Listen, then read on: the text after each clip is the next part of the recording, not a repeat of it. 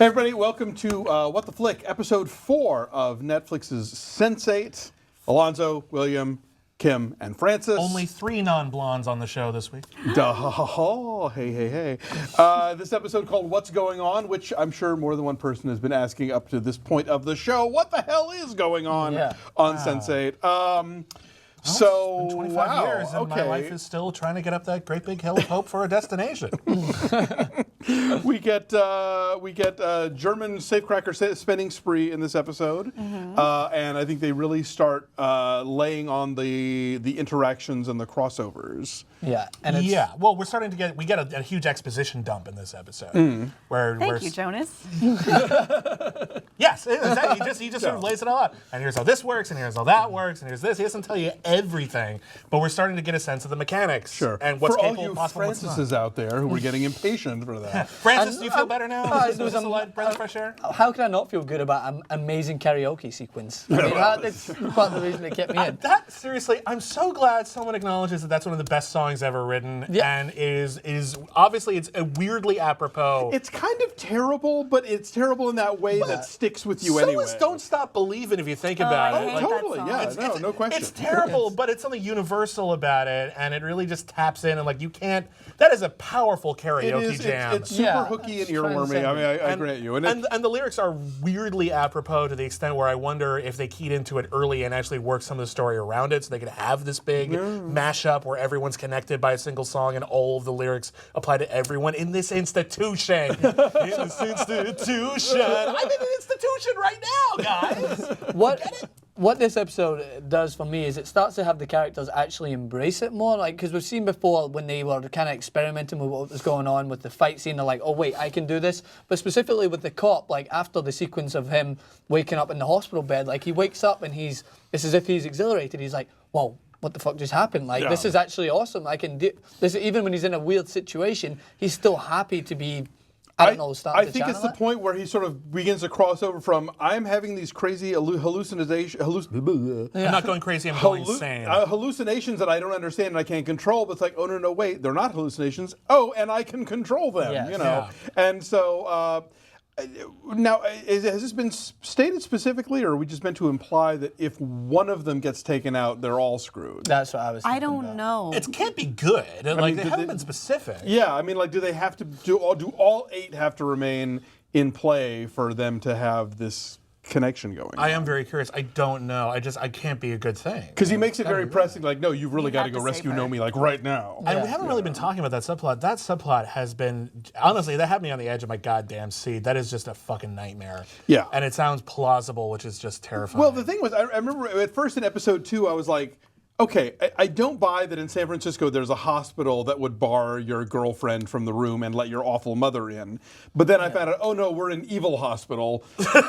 So that's different. Okay, you know. Yeah, it's a very, very evil. Is everyone evil in the hospital? Or just like that floor? Is every shift evil? But that's the thing, though. That's the conspiracy hospital, right? But or just that the nurses believe the doctor, and why wouldn't they? Yeah, you know. Yeah, and so it's like if the doctor is telling you, oh no, she's got this mental thing, and it's going to make her brain explode, but in the meantime she's going to have violent hallucinations and think that we're out to get her, then of course they're going to treat her like that, not knowing that he's full of shit and she's actually telling the truth. That's like one of my greatest nightmares is the idea of being institutionalized and you're not actually crazy. Well, how do you convince them? I'm not crazy. Well, that's what you'd say if you were crazy. Yeah, exactly. Damn it, what do I do? I am crazy. He's crazy. All I wanted was a Pepsi. Yes. So, no, that is genuinely terrifying. But I love the idea of, it didn't even occur to me that, of course, like, handcuff is going to come up later. But it did, you know. Yeah. No, it was good. I liked it, but it was good. And your favorite character, Son, gets a lot of family drama this time around. Yeah. Well, I wanted to talk about Nomi's girlfriend, Amanita. Amanita, yes. I love her. She's awesome. So her hair is amazing. Every She would time have they never say made her it name, without her. I think of REM's Flowers of Guatemala. You know, every time that her name comes up. But no, she's an awesome girlfriend. She stood up for her and made her cry and burned down the hospital like acts she of promised. Fired to the waiting room. That is love. That's love. That is love. But so glad they can get married now. On Sun now. Well, yeah. Oh, theoretically. I mean, like it's not out of the country. I liked hearing more about her and her stupid brother. And I hate that guy. And then I don't know. I feel really torn by her because she wants to respect her mother, but then she has to put up with her fuck-up brother and her dad who's just now realizing how brilliant she is. Right. Well, I feel like it's this twofer where she's stuck in sort of what is probably generally still a fairly patriarchal society, and then on top of it, having made the promise to the mother to sort of, to support the father and the brother, and so it's like, I need to go punch someone. And that's why she's a amazing badass. kickboxer. Exactly. I seriously felt like there's that scene in the office with her father and her brother and her father's like, I'm so disappointed in you. But the good news is she could take the fall. And I'm like, is this a Chan-wook Park movie? Like, what kind of revenge is she going to get on these horrible? Well, and I saw it coming, too. I'm just like, oh, they're going to try to pin it on her. Why? She's the one you need. The place is going to fall apart without her anyway. Although I was thinking, like, if she goes to jail, no one is going to fuck with her.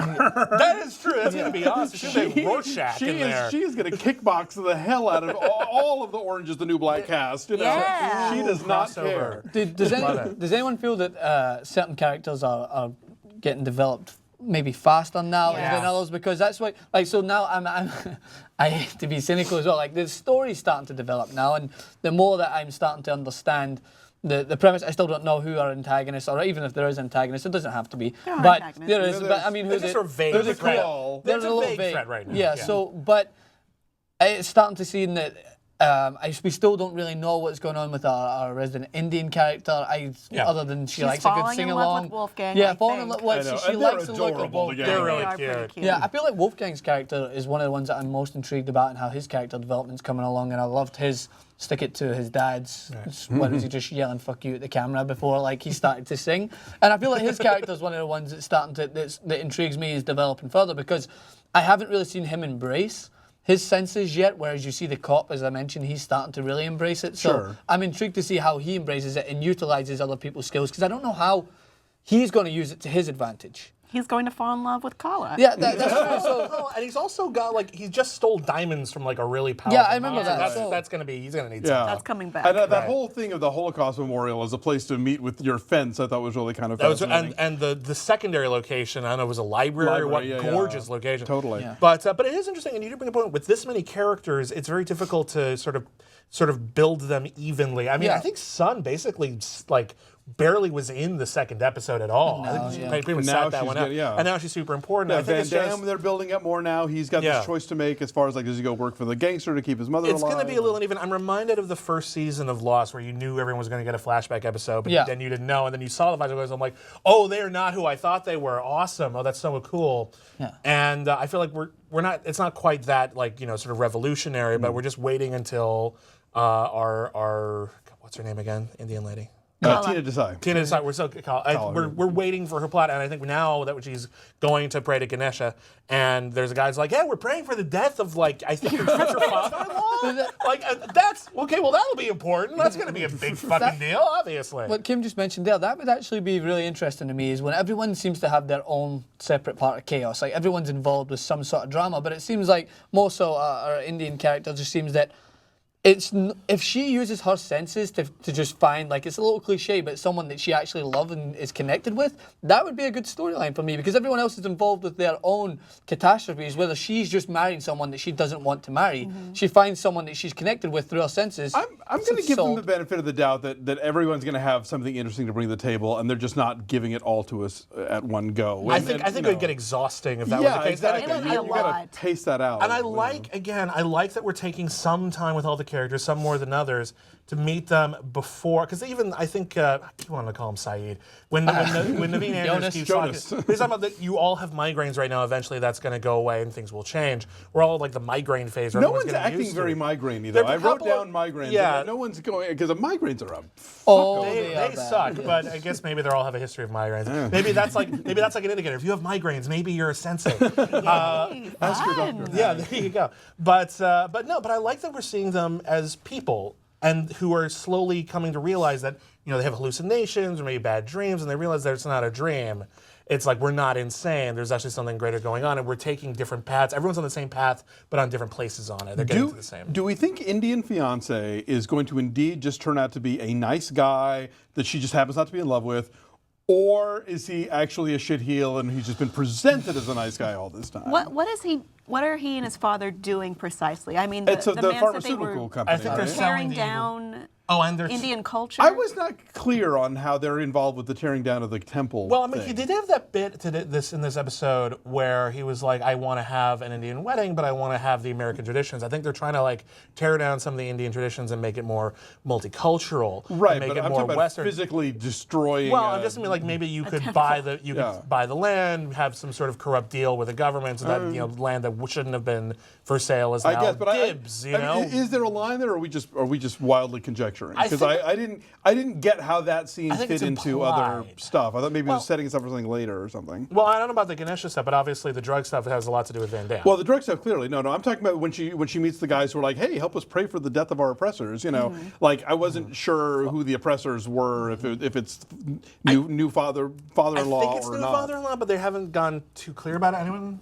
I don't know what's All going right, so on. that's something We to don't find out know. later. Set up for something. If you know, leave us a comment. No, don't. Because I know you guys have probably seen the whole thing. That's actually probably true. We're going It's 3 good. episodes at a Parsing time. Yeah. Deal with it. Anything else in this episode that left out? There was Sex Club. That was fun. Nomi That's a good escaped. Sex Club. Cluster Exposition Dump. Sex Visions with the. Oh, yeah, when they woke up That and was everyone- cute. Who was it? Who was the sex vision of? Was it Wolfgang? He seems to be was- a resident. It was male. our Icelandic DJ's roommates. Oh, And right. Oh, yeah, yes, so she was right. The watching. girl You're who just keeps seeing her saying, I'm perspective. Australian. That's Yeah. That was her She's excuse for Icelandic? everything. I thought she was British. Okay, so I guess So she kept saying, "I'm Australian." right. And Riley, it turns out, is Icelandic, which I don't think we'd caught up until this episode. No, I don't think we had specifically. Yeah, so that's, That's And neat. her dad is also a musician. right. Right. And if they actually get along, as you They're as you said, great. she's the one that She doesn't have doesn't daddy fit. issues. Yeah. you know. Oh, that's kind of nice. Something will happen there. All right. We'll be back next week with 3 more episodes, so we hope you'll join us. Come on, everybody. And I said, hey, yeah, hey, yeah, yeah. I said, hey. What is Moving on. going on? What? What's going on?